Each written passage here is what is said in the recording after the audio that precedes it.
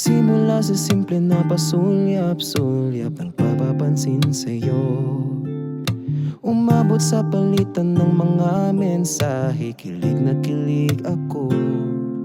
Kamusta? Kain na? Hello, magandang umaga. Ingat ka, pahinga, huwag kang masyadong magpupuyat pa. Naramdaman ng puso na dahan-dahan akong nahuhulog sa'yo. Sa kada araw natin na pag-uusap, meron nang namumuo. Ngunit di ko na alam kung ano ang patutunguhan. Ang hiling ko lang naman na itong naramdaman.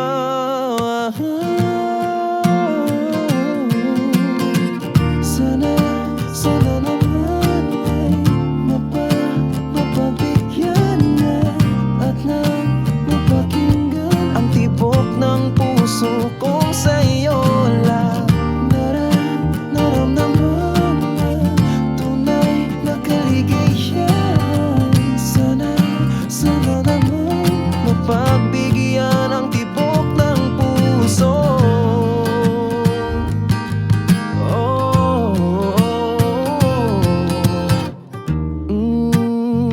Biglang katahimikan, walang namang matandaan na nasabi baka sakaling ika'y aking nasaktan.